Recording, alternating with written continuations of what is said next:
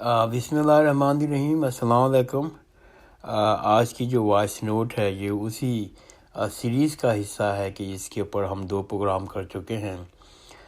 وہ حدیث جو ٹاپک ہے وہ historical study of writing and compilation of حدیث، اس کے اوپر ہم لوگوں نے 2 الحمدللہ پروگرام کر لی ہیں۔ آج اس سلسلے میں ہمارا تیسرا پروگرام ہے۔ ابھی تک الحمدللہ ہم نے حدیث کے معنی اور مفہوم کو ہلکا سا جانا ہے، اور حدیث کی اہمیت اور حجت اور کتابت حدیث کے بارے میں تھوڑا علم حاصل کیا، اور حدیث کی جو پہلی کتاب تھی اس کے بارے میں تھوڑا بہت علم حاصل کیا۔ پھر صحیح کے اندر ابھی ہم نے مختصر تعارف بیان کیا جو مسند احمد، صحیح بخاری اور صحیح مسلم کی ہے۔ انشاءاللہ آج کی وائس نوٹ پہ ہم باقی جو کتابیں ہیں صحیح کی اس کے بارے میں تھوڑا سا تعارف لیں گے، اور اگر وقت ملا تھوڑا سا تو ہم جو فقہ کے اندر اور جو کہتے ہیں حدیث میں جو ٹرم استعمال ہوتی ہے تھوڑا بہت اس کے بارے میں علم جانیں گے۔ اگر جتنا ٹائم ملے گا اس کو ہم انشاءاللہ آج کور کریں گے۔ تو آج کے جو پہلا ٹاپک ہے سنن ابو داؤد۔ سنن ابو داؤد یہ جو کہ حدیثوں کی کلیکشن ہے، ان کے جو تالیف ہیں، ان کے لکھنے والے ہیں، ان کا نام ہے ابو داؤد سلیمان بن اشد جستانی۔ ان کی ولادت، ان کی پیدائش 202 ہجری میں سجستان میں ہوئی، اور ان کی وفات 275 بصرہ میں ہوئی۔ ان کی جو کتاب ہے سنن ابو داؤد، ان میں احادیث کی جو تعداد ہے وہ 5274 ہے، 5274۔ اور ان کی کتاب کی جو خصوصیت ہے، جو امپورٹنس ہے، وہ یہ ہے انہوں نے جو احادیث کی جو کلیکشن کی ہے وہ فقہی ترتیب پر مشتمل ہے، اور اس میں امام ابو داؤد صاحب نے تقریباً ہر باب کا عنوان وہی قائم کیا ہے جو کسی امام نے ان سے کوئی مسئلے میں استنباط کیا ہے۔ امام ابو داؤد کے بقول اس میں صرف صحیح یا صحیح سے مشابہ روایتیں جمع کی گئی ہیں، لیکن حقیقت یہ ہے اس میں ضعیف روایتیں بھی موجود ہیں۔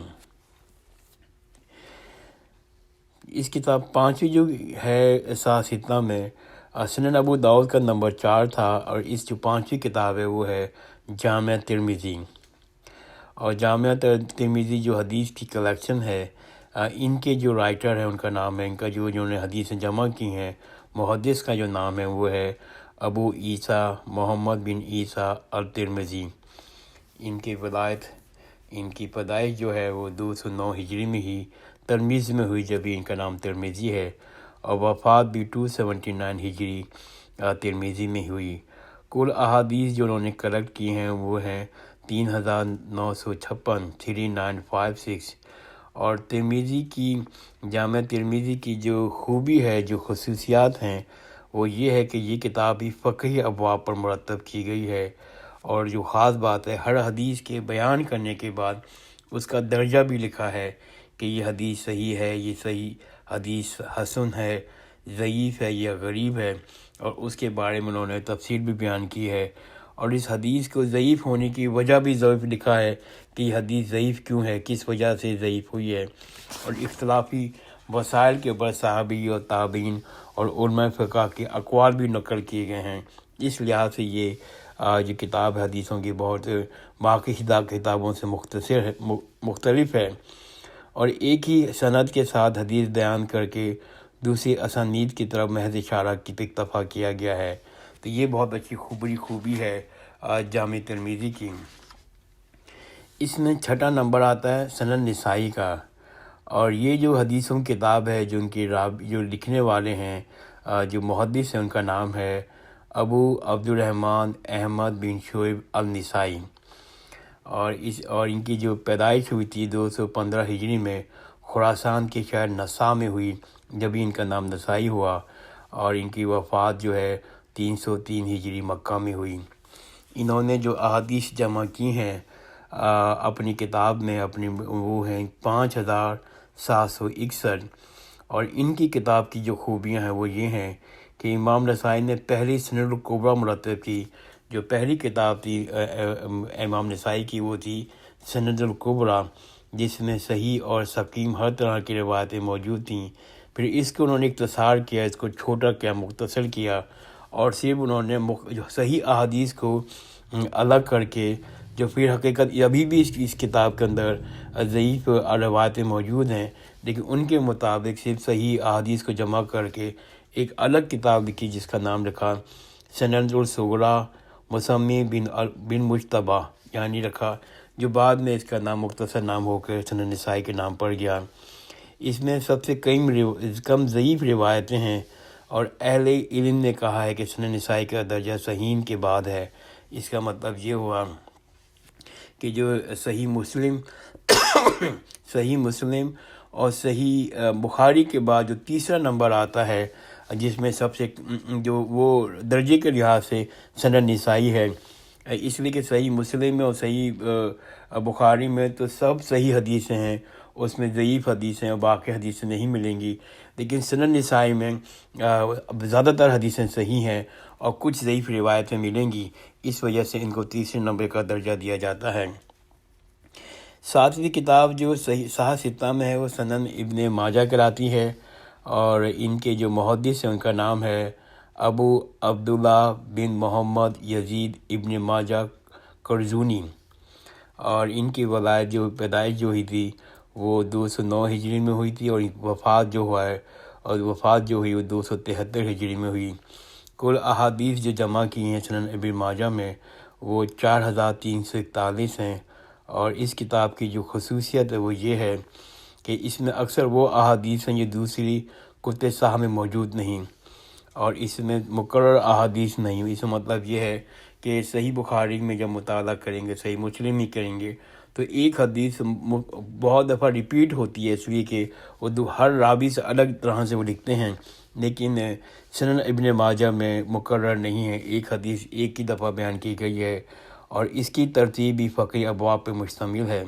یہ تو 7 کتابیں ہیں جو میں نے صحیح ستہ میں آئی ہیں، لیکن حدیث پہ اور بہت سی کتابیں ہیں، مطلب یہ کہ جتنا مجھے علم ہے 30 کتابیں میں اور بھی جانتا ہوں جو کہتے ہیں جو ان کتابوں کے علاوہ ہے، جو موٹی جو بڑے بڑے نام ہیں وہ میں شیئر کر لیتا ہوں آپ کے ساتھ، جو احادیث کی کتاب ہیں، جن میں سنن دارمی یہ ہے، اور صحیح ابن خزیمہ، اور مسند ابو الیعلی، مسند حمیدی، سنن دارالقطنہ، اور صحیح ابن حبان، مسند عبد بن حمید، مسند ابو عوانہ، مستدرک الحاکم، اور سلسلہ صحیحۃ الالبانی، سنن سعید بن منصور، اور مسند شافعی، مسند طیالسی، مصنف ابن عبد الرزاق، یہ مشہور کتاب ہے۔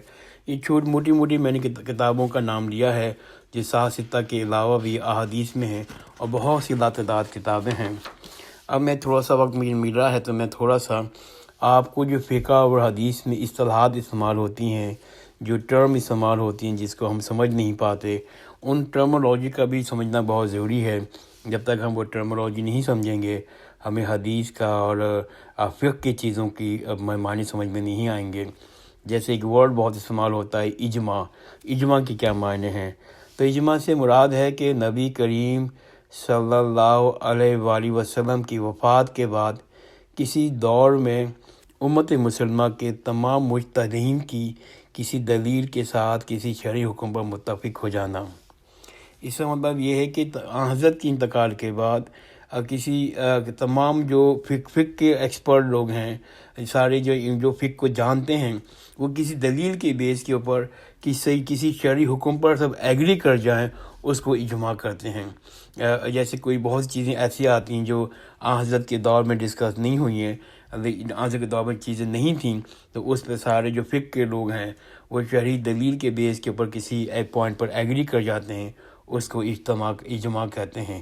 اجتہاد، اس سوچنے کے پروسیس کو اس کو اجتہاد کہتے ہیں، جس کے معنی یہ ہیں کہ شرعی احکام کے علم کی تلاش میں ایک جو فقہ کا جو آدمی ہے وہ بھرپور طور پر ذہنی کوشش کر سوچتا ہے، اس کے بارے میں کوئی راستہ نکالتا ہے، اس کو اجتہاد کہتے ہیں۔ امام کا ورڈ بہت استعمال ہوتا ہے۔ امام کے معنی یہ ہیں کہ کسی بھی فن کا معروف عالم، مطلب یہ کہ مسجد کے امام کو امام نہیں کہتے، بلکہ کسی بھی اپنی فیلڈ کے ایکسپرٹ کو بھی عالم کہتے ہیں۔ جیسے فن حدیث میں امام بخاری کا نام ہے، لیکن فن فقہ میں امام ابو حنیفہ ہے۔ تو یہ لوگ اپنی فقہ کے اندر ایکسپرٹ تھے، اس لیے ان کا نام امام استعمال کرتے ہیں۔ ایک اربعین کا ورڈ استعمال ہوتا ہے حدیث میں، تو اربعین کے معنی حدیث کی وہ کتاب جس میں کسی موضوع کے متعلق 40 احادیث ہوں، تو اس کو اربعین کہتے ہیں۔ کسی ایک موضوع کے اوپر 40 احادیث کا جمع کر دینا اس کو کہتے ہیں اربعین کہتے ہیں۔ اور ایک آپ کا تابعی کون ہے؟ تابعی اور صحابی، ان میں تھوڑا بتا دوں میں۔ پہلے صحابی کون ہے؟ صحابی ہیں ہر ایسا شخص جس نے حالت اسلام میں رسول اللہ صلی اللہ علیہ وسلم سے ملاقات کی ہو اور حالت اسلام میں ہی وفات پائی ہو، تو وہ شخص جس میں عورت بھی مرد دونوں شامل ہیں، جو صحابی جنہوں نے حالت اسلام میں رسول اللہ صلی اللہ علیہ وسلم سے ملاقات کی ہو اور حالت اسلام میں ہی وفات پائے، انہیں صحابی کہتے ہیں۔ اور تابعی کون ہے؟ تابعی وہ ہے جس نے ایسا شخص جو حالت اسلام میں کسی صحابی رسول اللہ صلی اللہ علیہ وسلم سے ملا ہو، کہ کوئی شخص جو کسی صحابی سے جو رسول اللہ صلی اللہ علیہ وسلم سے ملا ہوا ہو اور حالت اسلام میں ہی وفات ہوا ہو، ایسی شخص کو تابعی کہتے ہیں۔ تعدیل، یہ بھی ورڈ بہت استعمال ہوتا ہے حدیث کے اندر، کہ کسی راوی کی وہ خوبیاں بیان کرنا جو اس کی حالت حدیث سے قبول کرنے کے موجب ہوں۔ ایسا بہت سے واقعات ہوتے ہیں، جیسے حضرت ابن عباس کی بہت سی روایتیں حدیثیں جن کے بارے میں کہا جاتا ہے کہ انہوں نے وہ حدیث بیان تو کی ہے لیکن خود وہ عمل نہیں کرتے تھے جہاں تک ہمارا علم میں ہے، جہاں تک فقہ کے علم میں ہے، تو وہ تعدیل کہلاتی ہے، کہ وہ تعدیل نہیں ہے اس لیے کہ وہ خود عمل نہیں کرتے تھے۔ جائز، یہ بہت ٹرم استعمال ہوتا ہے جس کے معنی یہ ہے کہ کسی شرعی حکم جسے کرنے اور چھوڑنے کا اختیار ہو، مباح و حلال بھی اسی کو کہتے ہیں۔ کوئی ایسا عمل، کچھ ایسا شرعی جس کو آپ کے ہاتھ میں ہے کہ آپ اس پہ عمل کریں یا نہیں کریں، اس ایسی چیز کو جائز کہتے ہیں۔ جامع کا ورڈ بہت استعمال ہوتا ہے، جیسے جامع ترمذی۔ تو جامع کے مطلب یہ کہ حدیث کی وہ کتاب جس میں مکمل اسلامی معلومات ہو، مثلا عقائد، عبادات، معاملات، تفسیر، سیرت، مناقب، فتن اور روز محشر کے احوال وغیرہ سب جمع کر دیے گئے ہوں، وہ کتاب جامع کہلاتی ہے، مکمل۔ ہم اردو میں بھی جامع ورڈ استعمال کرتے ہیں، تو اسی لیے جامع ترمذی یوں کہتے ہیں کہ وہ ساری حدیثیں ہیں، انہوں نے سارے وہ جو ہے احکام کے حساب سے جمع کی ہوئی ہیں۔ حدیث کیا ہے؟ یہ بھی بہت پیارا ورڈ ہے، میں نے پہلے بھی ایکسپلین کیا ہے حدیث کیا ہے۔ حدیث معنی کہ ایسا قول، ایسا فعل، ایسی تقریر جس کی نسبت رسول اللہ صلی اللہ علیہ وسلم کی طرف کی گئی ہو۔ سنت کی بھی یہی تعریف ہے، یاد رہے تقریر سے مراد ہے آپ صلی اللہ علیہ وآلہ وسلم کی طرف سے کسی کام کی اجازت ہے۔ مثلا بہت سے کام حضرت صلی اللہ علیہ وسلم کے سامنے ہوئے، آپ نے اس کو نہیں روکا، تو اس کو بھی حدیث کہتے ہیں۔ تو یہ حدیث کی ڈیفینیشن ہے۔ حسن، یہ کہتے ہیں کہ حدیث حسن حدیث ہے، یہ صحیح حدیث ہے۔ حسن اور حدیث صحیح میں یہ فرق ہے، صحیح تو اعلیٰ درجے کی حدیث ہے، اور صحیح کے معنی یہ ہیں کہ جس حدیث کی سند متصل ہو، اس کے تمام راوی ثقہ، دیانتدار، قوت حافظہ کے مالک ہوں، نیز اس حدیث میں شذ و ضد کو خفیہ خرابی بھی نہ ہو۔ مطلب ہر لحاظ سے پرفیکٹ حدیث، جس میں سارے راوی کی کبھی حافظہ بہترین ہے، دیانتدار ہوں، کسی قسم کا کوئی شک نہیں ہو، وہ حدیث صحیح کہلاتی ہے۔ صحیح سے تھوڑا سا نیچے کہلاتی ہے، اسے حسن کہتے ہیں۔ حسن وہ حدیث ہے جس حدیث کے راوی حافظے کے اعتبار سے صحیح حدیثوں کے راوی سے کم درجے کے ہوں، جن میں جو راوی ہیں، جن کے جو لنک بنا ہوا ہے، ان کے حافظے کے بارے میں تھوڑا سا شک ہو، بہت شک نہیں ہوگا، بہت شک ہوگا تو وہ ضعیف حدیث بن جائے گی۔ یہ تھوڑا سا شک ہو تو اس حدیث کو ہم لوگ حدیث کی ٹرم میں حسن کہتے ہیں۔ انشاءاللہ میں آئندہ کی نشست میں باقی جو ٹرمولوجی اور باقی ہم لوگ چیزیں ڈسکس کریں گے۔ جزاک اللہ خیر، خدا حافظ۔